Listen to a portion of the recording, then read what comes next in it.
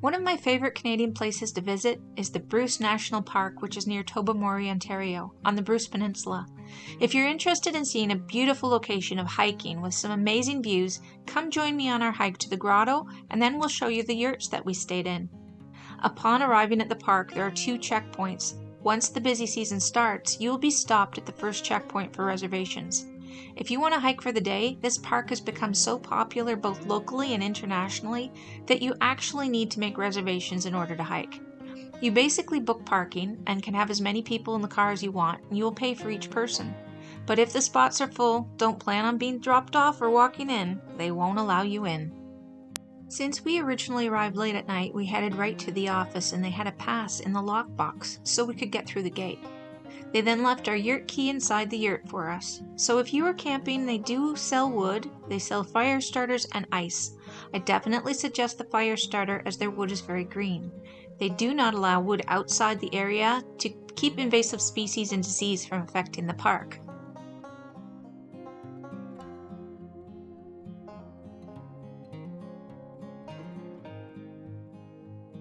If you're wondering what kind of wildlife is here, the Bruce National Park is home to many birds, animals, and reptiles and insects.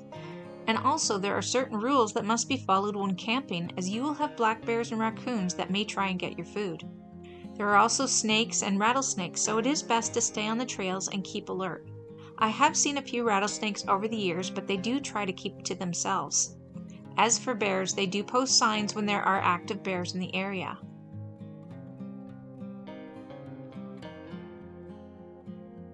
Coming from the parking lot, you'll pass the Campground Hub, which opened in 2020 and offers an open-air pavilion with shower facilities, indoor washrooms, Wi-Fi hotspot, playground, basketball net, mini soccer field, and outdoor theater.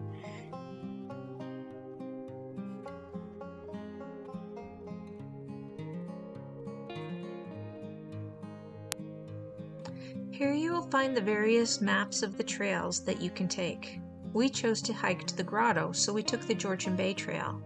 Although the Georgian Bay Trail is easy, there are some important things to know. If you have very little children, make sure that you either have a hiking pack for them or that they can walk themselves very well, because once you get further on the trail near the Grotto, it becomes very rocky and you won't be able to use a stroller, a wagon, and it can be very dangerous for small kids. The hiking can be rough in spots, but it is very worth it for the beautiful views.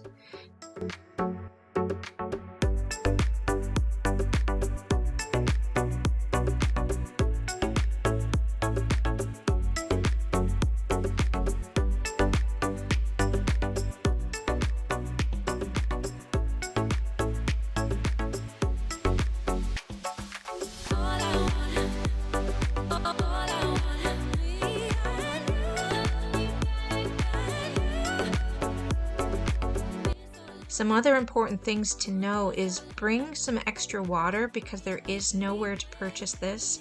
Wear some really good hiking shoes because the rocks can be very slippery.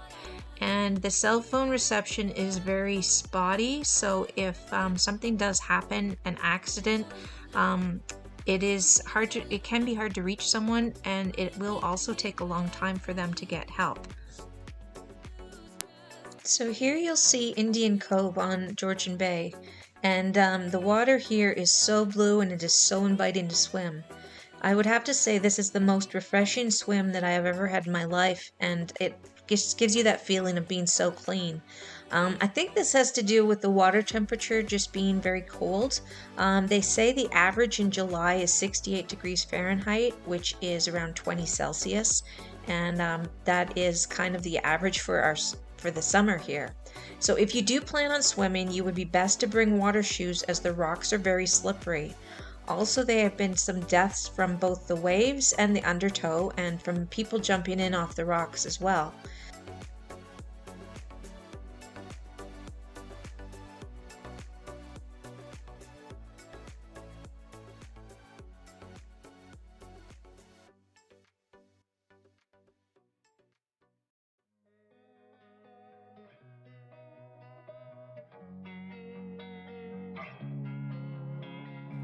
Losing time, I'm fading fast. I just wanna make it last. Try to let go of the past. I close my eyes, embrace the blast. Sleepless nights and headaches stack. Restlessness to hell and back. What's my purpose? What do I grab? A slippery surface, a heart attack.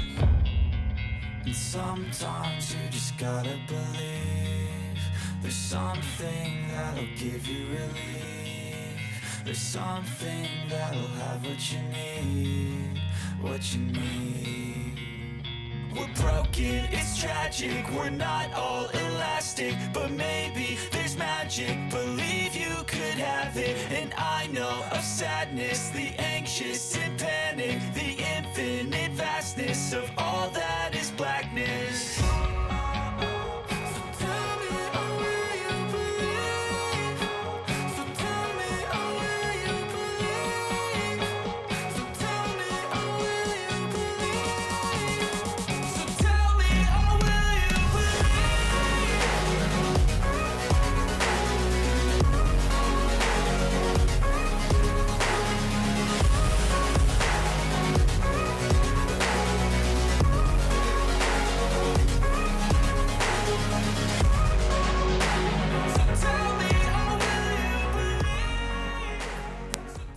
As we headed back to our yurt, we hiked by Cypress Lake and past the other camping areas.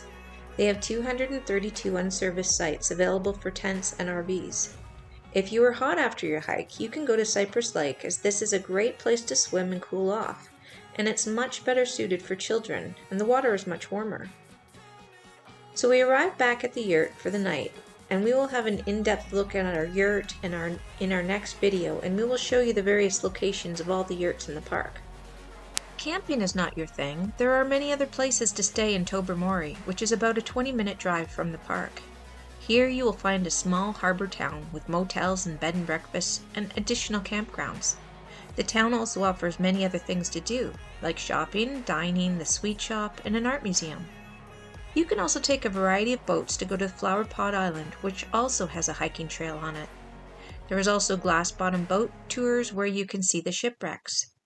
And if scuba diving is your thing, then there is the Fathom 5 Marine Park and places to rent equipment and charters to see some of the 20 shipwrecks. Tobermory is also one of the few places in Canada to have a hyperbaric dive chamber. If you want to know more about the area, then a good spot to go would be the Parks Canada Visitor Centre. Inside you will find a short video and displays about the history of the nature and wildlife, the fauna, fish, and shipwrecks. This is interesting for both children and adults. There are also some trails and a 20-meter tower for a picturesque view. Since I've been lucky enough to visit this area many times, I would really suggest visiting in the off-season. July and August are the busiest, and you will feel you're in a real tourist area. We feel to really enjoy the park and the hiking is by staying in this campground, and you can choose the trails to go to on your own time schedule. If you do come in prime season, you can always choose some of the other trails that are located nearby. There's many others. But no matter where you go, this area is nature's wonderland. So thank you for watching, and if you like these or our other content, please like and subscribe, as it really helps our channel. If you have any other places you have hiked, please feel free to share in the comments.